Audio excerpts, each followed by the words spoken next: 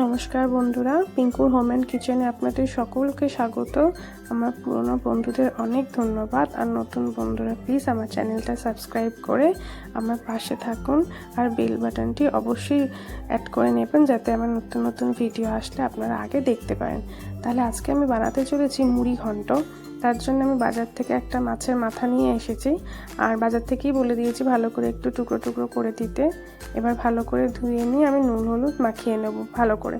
আমার ছেলে মুড়ি ঘন্ট মানে ভাবে মুড়ি দিয়ে হয়তো কিছু রান্না, কিন্তু অ্যাকচুয়ালি মুড়ি ঘন্ট তো মুড়ি দিয়ে হয় না, সেটা তো চাল দিয়ে হয়।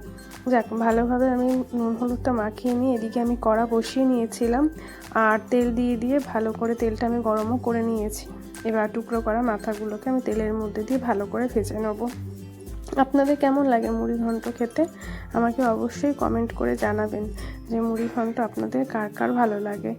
এবার কথা বলতে বলতে মাছগুলোকে, মানে মাছ না, মাছের মাথাগুলোকে উল্টে পাল্টে ভালোভাবে ভেজে নেব। আমার না মাছের মাথা দিয়ে যে কোনো কিছুই ভালো লাগে, যেরকম মুড়ি ঘন্ট, মাছের মাথা দিয়ে ডাল, মাছের মাথা দিয়ে বাঁধাকপি, আমার প্রত্যেকটা জিনিসই ভালো লাগে, পুঁই শাক। যাক, আজকে আমি বানাতে যাচ্ছি মুড়ি ঘন্ট, যেটা আমার বরের খুব প্রিয়। আমার থেকেও আমার বরের এই মুড়ি ঘন্ট রেসিপিটা বেশি প্রিয়। ও বাজারে গেলে একটা করে মাঝে সাঝে মাথা নিয়ে আসে আর বলে মুড়ি ঘন্ট বানাও। এবার মাছগুলোকে ভালোভাবে আমি উল্টে পাল্টে ভেজে নিয়ে একটা জায়গার মধ্যে তুলে রাখবো। এটা করতে না খুব একটা সময় লাগে না, আর খেতেও বেশ ভালো লাগে। তাই ভাবলাম তাহলে চলো আজকে মুড়ি ঘন্টই না করে নিই।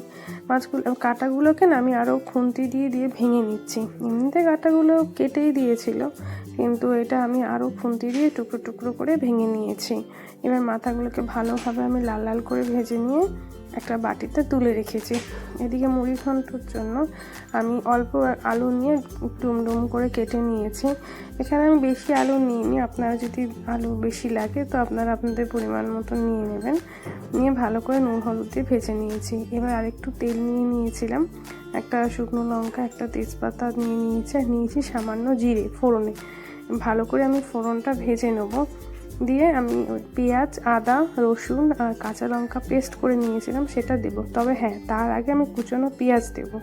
আমি একটা ছোট পেঁয়াজ, বেশি বড় না, যেহেতু পেঁয়াজ আমি বেটে নিয়েছি তাই জন্য একটা ছোট পেঁয়াজ আমি কুচু কুচু করে কেটে নিয়ে সেটা তেলের মধ্যে দিয়ে ভালোভাবে লাল লাল করে আমি ভেজে নেব। পেঁয়াজটা না এখানে একটু ভালো করে ভেজে নিতে হবে। একটু গোল্ডেন ব্রাউন মতন ভেজে নেওয়ার পরে যে আমি মশলাটা বললাম, সেই মশলাটা আমি এবার এই পেঁয়াজ বাটার মধ্যে দিয়ে দিচ্ছি। দিয়ে এবারে মশলাটা দিয়ে আমি কষাতে থাকবো। ব্যাস, আর তেমন কিছু এতে উপকরণ লাগে না। খুবই ঘরোয়া রান্না, আর খেতেও খুব দুর্দান্ত স্বাদের হয়। আপনারা এটা বাড়িতে পারলে অবশ্যই একবার ট্রাই করতে পারেন। যদি ভালো লেগে থাকে তাহলে আমার চ্যানেলে like, comment, share and subscribe করে দেবেন। দেখুন, কথা বলতে বলতে আমি মশলাটা কষিয়ে নিচ্ছি। তবে রান্নাটা একদম আমি লো ফ্লেমে করছি, বেশি হাই ফ্লেম আমি করিনি। এবার সামান্য নুন আর সামান্য হলুদ আমি নিয়ে নিলাম। আর রঙের জন্য আমি এখানে কাশ্মীরি লঙ্কার গুঁড়ো ইউজ করেছি। এটা অপশনাল, আপনারা দিতেও পারেন, নাও দিতে পারেন, কিন্তু যেহেতু আমাদের বাড়িতে একটু লাল লাল তরকারি খেলে সকলে ভালোবাসে, সেই কালারের জন্য আমি কাশ্মীরি লঙ্কার গুঁড়ো এখানে আমি ইউজ করেছি। দিয়ে মশলাটা এবার আমি ভালো করে কষিয়ে নেব। আমি সমস্ত রান্নাতেই না একটু কাশ্মীরি লঙ্কার গুঁড়ো ইউজ করি, কারণ আমাদের বাড়িতে সবাই একটু লাল লাল ঝাল ঝাল খেতে ভালোবাসে তাই।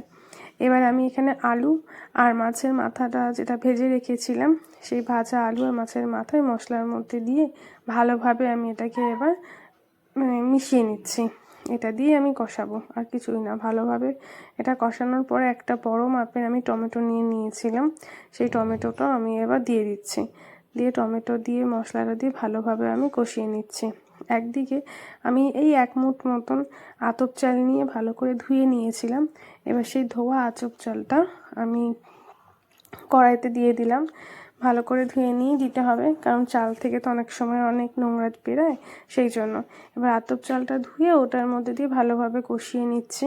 যখন মনে হবে কষানো ভালোভাবে হয়ে যাবে, সামান্য পরিমাণে জল অ্যাড করতে হবে, শুধুমাত্র চালটা সেদ্ধ হওয়ার মতো, কারণ আলুটাও মোটামুটি ভাজা আছে। আর এতক্ষণ তো কষাতে কষাতে আশা করি হয়েও গেছে, আর মাছের মাথাটাও ভাজা আছে। সেই জন্য এখানে আমি ওই চালটা সেদ্ধ হওয়ার মতন পরিমাণ মতন অল্প করে জল দিয়ে নিয়েছি। যাতে আতপ চালটা ভালোভাবে সেদ্ধ হয়ে যায়। আতপ চালে তো নিজস্বই একটা গন্ধ থাকে, আর ফুটলে পরে তো দারুণ সেন্ট বেরায়। আমি এখানে দারুণ একটা সুগন্ধ নিচ্ছি। আপনারা এটা বাড়িতে অবশ্যই ট্রাই করতে পারেন, আশা করি আপনার ভালো লাগবে। এখানে আপনি আতপ চালের বদলে সেদ্ধ চালও ব্যবহার করতে পারেন, কিন্তু আমি এখানে আতপ চাল ব্যবহার করেছি। নামানোর সময় সামান্য পরিমাণে ঘি আর গরম মশলা দিয়ে আমি নামিয়ে নিয়েছি। ব্যাস, আমাদের মুড়ি ঘন্ট একদম রেডি। আমি একটা পাত্রে মুড়ি ঘন্টটা নামিয়ে নিয়েছি। যদি ভালো লেগে থাকে আমার এই রান্নাটা, অবশ্যই একটা লাইক, কমেন্ট, শেয়ার, সাবস্ক্রাইব করে দেবেন। আর হ্যাঁ, বাড়িতে এটা অবশ্যই ট্রাই করবেন, আশা করি আপনাদের প্রত্যেকের খুব ভালো লাগবে।